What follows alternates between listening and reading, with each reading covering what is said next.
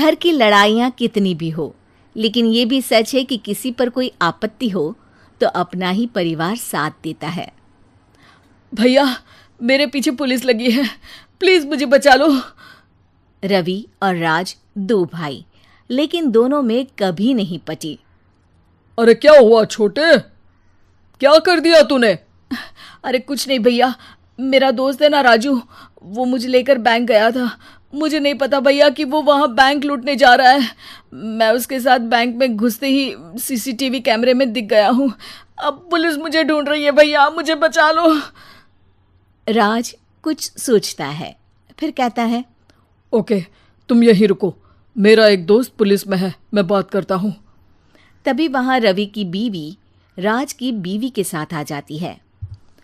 तुम लोगों के घर जब तक पुलिस का आना जाना है, बच्चों को यहीं छोड़ दो, उन पर असर ठीक नहीं पड़ेगा। तभी वहां पुलिस आ जाती है। चलो चलो, कौन है रवि, थाने चलो। मैंने कुछ नहीं किया, मुझे कुछ नहीं पता। अरे वो तो पुलिस स्टेशन चलकर ही पता चलेगा कि कुछ पता है कि नहीं, चलो। कहानी का फ्लैशबैक। भैया, मुझे मेरे मकान में हक चाहिए ही चाहिए। अरे लेकिन छोटे, अभी मेरे बच्चों पर काफ़ी खर्चा है, तेरी भाभी की भी तबीयत ठीक नहीं रहती, बजट बिल्कुल नहीं है कि मैं अलग होकर रहूं। देख लो भैया, 1 महीना है तुम्हारे पास, जल्दी से घर खाली कर दो। अरे कैसी बात कर रहे हैं भैया, मेरे शरीर में अभी इतनी हिम्मत भी नहीं कि घर को खाली करे। तो क्यों अपना पोषण बेचा भाभी?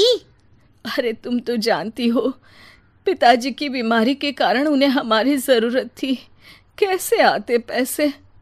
ससुर जी तो बूढ़े थे भाभी, उनकी बीमारी में भी पैसे लगाना कौन सा अकल का काम था? तो क्या पिताजी को मैं मरने के लिए छोड़ देता? अरे रवि, तू तो समझ, पापा को हमारी ज़रूरत थी, उन्होंने हमारे लिए हर वो काम किया जिससे हमें खुशी मिले। बैक टू रवि, जो जेल में बैठा है। ये मैंने क्या कर दिया था? मैं ना पिता का हुआ ना ही भैया का, मेरे साथ जो हो रहा है ठीक ही हो रहा है। तभी वहां पुलिस वाला आता है। रवि, तुमसे कोई मिलने आया है। भाभी, आप यहाँ क्यों आई? पुलिस स्टेशन है ये भाभी। भैया, आपकी जगह मेरा भाई होता तो क्या मैं नहीं आती? अच्छा, ये खाना ले लीजिए, खा लीजिएगा। आपके भैया लगे हैं वकीलों और पुलिस वालों से बात करने में, डरने की कोई बात नहीं, जब आपने गुनाह किया ही नहीं तो सज़ा भी नहीं मिलेगी। रवि भाभी को देखकर रोने लगता है। घर में साक्षी चुपचाप बैठी होती है कि तभी सोनम कहती है, अरे साक्षी, क्या हुआ, परेशान क्यों हो रही हो? भाभी, अभी अभी पुलिस स्टेशन से खबर आई है, इन्हें बड़े जेल में शिफ्ट किया जा रहा है, मैं क्या करूंगी भाभी? रो मत, हम अच्छे से अच्छा वकील करेंगे। लेकिन उसमें तो बड़े पैसे लगेंगे दीदी, हम इतना पैसा कहाँ से लाएंगे? अरे क्यों, ये मकान है ना, और मेरे कुछ गहने भी है। साक्षी की आंखों में पानी आ जाता है। पर दीदी, ये तो आप और भैया की मेहनत की कमाई है।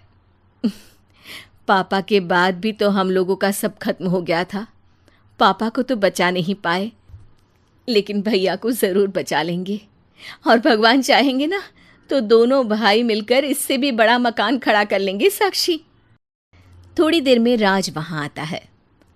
सोनम सही कह रही है साक्षी, पैसों की कमी के कारण किसी भी बेगुनाह को सज़ा नहीं मिलती। राज एक अच्छा सा वकील करता है। सोनम और साक्षी बचाए पैसे और अपने गहनों को बेचकर रवि का केस लड़ते हैं और जल्द ही रवि जेल से बाहर आ जाता है।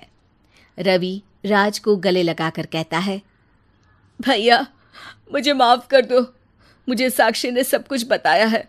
भैया, आपने मुझ पर विश्वास किया, मेरे लिए दिन रात मेहनत की, भाभी ने अपने गहने तक बेच दिए। भैया, आपने तो पापा के लिए भी पैसे नहीं देखे, लेकिन मैं बहुत ही सेल्फिश निकला।